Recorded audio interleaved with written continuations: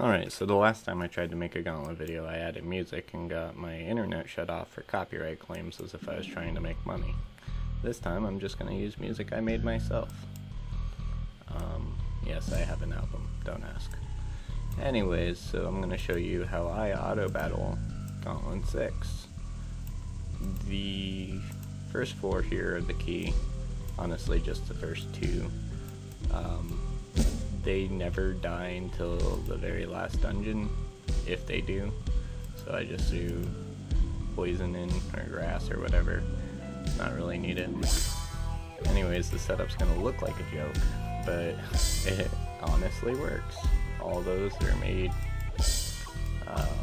viable by this guy right here. And then these are the key. They're only at 90%, but the Karmic Blessing on Logan gets them hitting every time. Excuse me.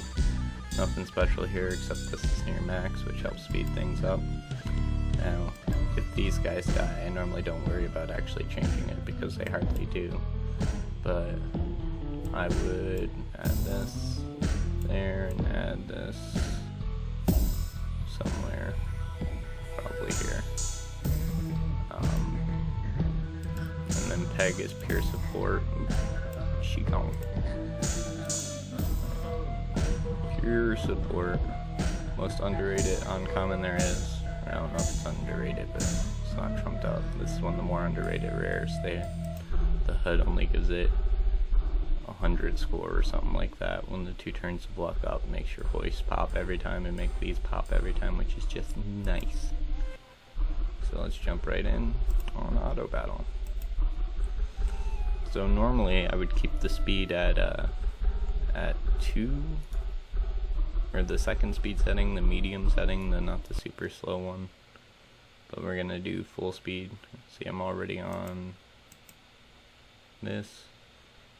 Be careful not to leave this on this guy, otherwise it will start with him when you want it starting with him, so he can party bubble start.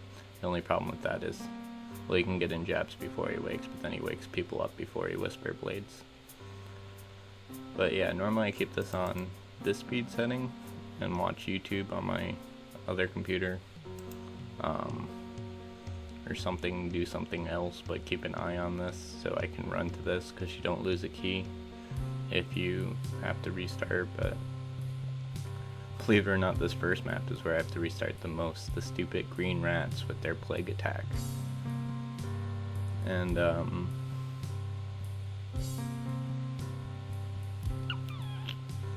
yeah,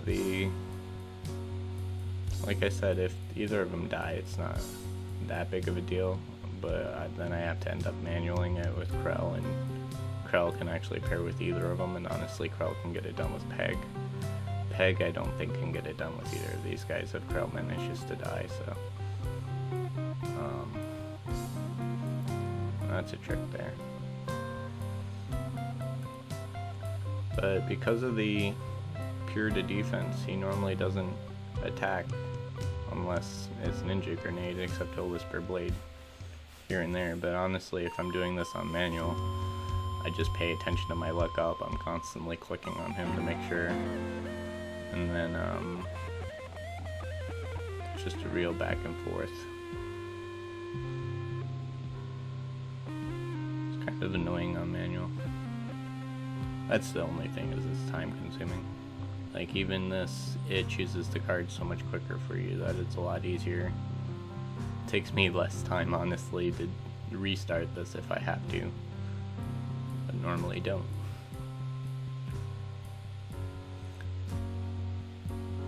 I'm just gonna get through this map and then I'm gonna talk a little more at the end.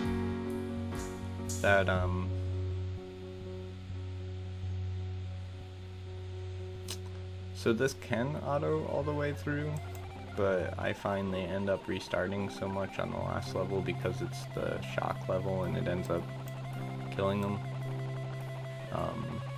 Sometimes, the whole reason I did that was I was going to show that the last level was there, but I think I already did. Yeah, the shock level, like, this Fury. That's the Fury right now. See, it's when they start is the most dangerous, because if they're low health, Jinx will play nothing but heals until he's full health. Normally it doesn't take that long because he'll be healing too, so then he'll start kicking in, but like I said, it gets it done. It really doesn't look like it should, but there's no legends. And the setup I showed you on Krell with the same guy, Krell has almost all his traits full. He's just missing his passive, like 2 or 3 levels of it, but I don't want to do them, because then this little star will light up and other people will know he's full, so I don't want to do that. It's worth it leaving the couple of hundred off to me, because information is power.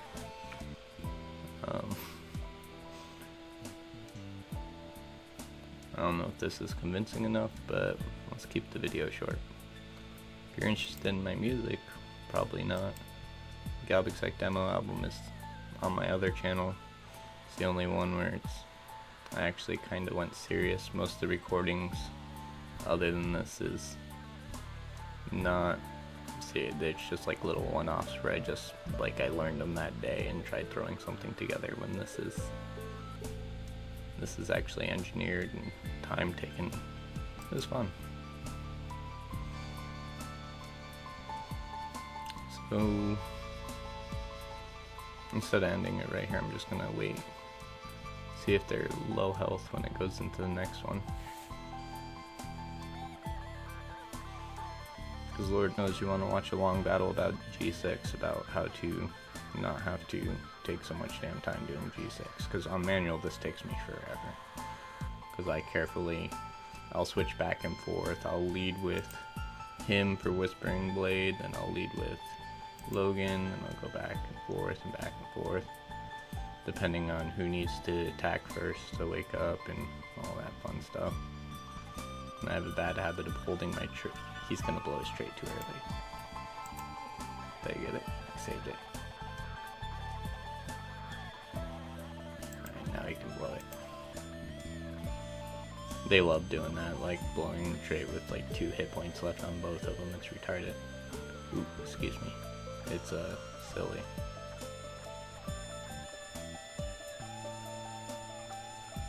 Censorship. Oh, they're not gonna end up weak.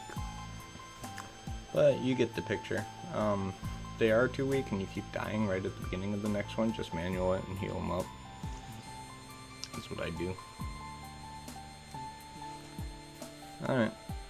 Happy hunting.